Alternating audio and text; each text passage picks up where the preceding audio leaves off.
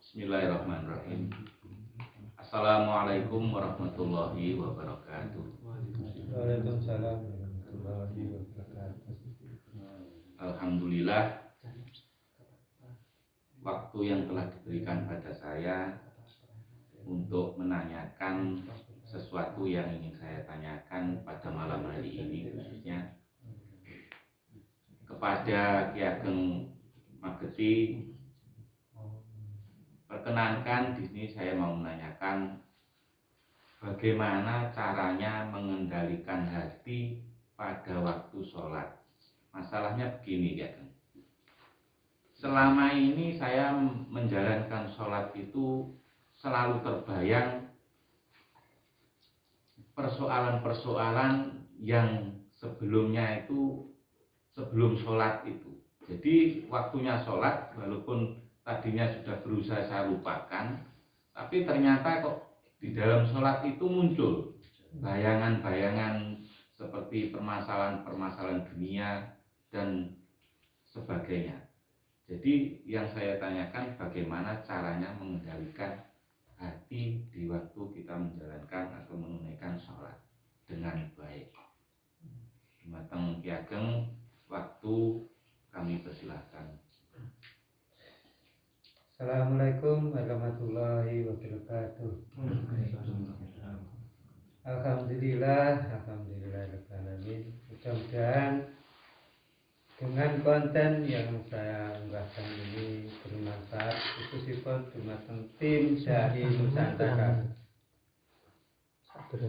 Dan saya akan berusaha menjawab pertanyaan dari tim dari Nusantara. Saya akan menjawab sebaik-baiknya, yaitu cara mengendalikan pikiran-pikiran, bayang-bayang ketika kita sholat. Kita ambil aja suatu contoh. Mau kita berjalan ke pasar gitu aja. Ke pasar itu tujuannya kan mau belanja.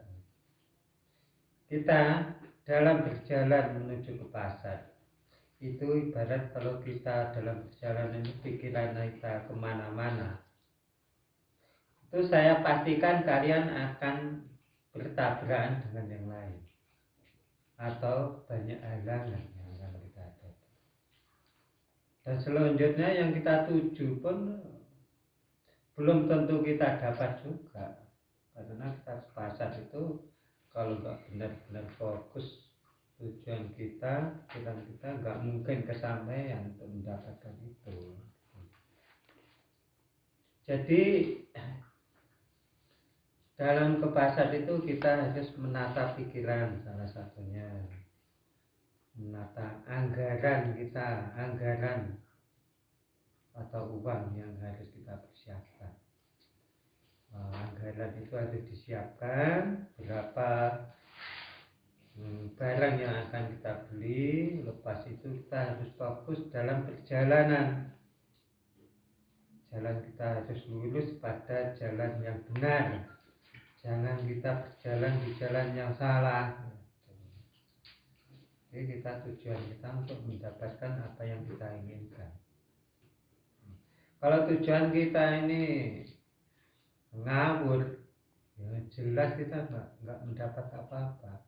Apalagi saya sering melihat di kisah-kisah yang lain yang sering terjadi, sering diucapkan oleh orang-orang di luar sana. Itu sering saya ketahui adalah ilmu kira-kira. Nah, ini loh yang jadi masalah. Ilmu perkiraan ini tidak bisa dijadikan takutan. Satu contoh, 5 ditambah 5 kira-kira 8. Nah, ini ibaratnya aku duwe ilmu ngene iki wis ngene gak apa-apa, ngene gak apa-apa. Ya ini yang sebenarnya menjadi masalah yang paling sensitif bagi umat Rasulullah sebenarnya. Sikap beginilah yang harus kita buang jauh-jauh.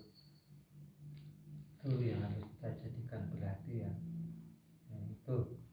Jadi saya akan kembali pada poin pertanyaannya, bagaimana agar hati kita ini saat sholat bisa menuju yang satu, khusus pada Allah, atau bacaan-bacaan yang kita ucapkan saat menghadap Allah. Ini sebelum kami membahas lebih dalam, bagi penonton saya mohon dukungannya untuk selalu menambah subscribe, like, dan share sebagai tanda dukungan untuk tim Dai Nusantara menuju insan kamil. Insan kamil nggak semudah yang dibayangkan orang-orang yang di sana. Saya yakin semuanya harus butuh bukti, kenyataan apa yang harus dialami, harus seperti itu. Tanpa bukti kita tidak akan percaya. Nah, ini kita jadikan ukuran seperti itu. Jadi saya pastikan gini, agar sholat kita bisa khusyuk dan tawadhu menghadap Allah dan jauh dari godaan bayang-bayang yang di luar sana. Satu, maaf saya agak batuk ini, maaf ya. Gini, satu, perhatikan ucapan yang kamu baca tadi, perhatikan dengan sadar. Jangan sampai tidak sadar ketika membaca atau mengucapkan. Tuh. Yang kedua kali, saat membaca kalau mampu ya, kalau mampu, pikiran orang kan tidak beda. Kalau mampu diartikan lewat batin. Jadi lisannya mengucapkan, hatinya kalau bisa diartikan. Itu memakan waktu sholat yang lama. Ada jamaah tim Dai Nusantara itu sholat itu 2 rakaat yang sudah terjadi 20 menit baru bisa bagus. Nah, ini sebenarnya kenapa kok bisa lama. Sekarang ini sholat saja kadang 2 menit selesai, paling lama 3 menit. Nah, ini sholat yang bagaimana? Ini harus kita bahas lebih dalam. Jadi saya mohon saat sholat itu benar-benar kita menghadap Allah. Itu saya mohon seperti itu. Jadi yang ketiga kalinya, sesudah kalau kita bisa mengartikan lewat hati, maka ucapan lagi langsung tujukan pada hati atau jantung. Pandangan kita, pandangan mata itu kalau bisa mata itu terpejam, kalau bisa. Kalau nggak bisa, yang mata terbuka nggak masalah. Tapi ucapan, rasa itu harus menuju pada hati atau jantung. Jangan terkecoh dengan otak atau pikiran. Nah, itu yang harus dilakukan. Untuk menuju yang khusyuk harus itu dilakukan. Itu adalah syarat mutlak. Jadi, ucapkan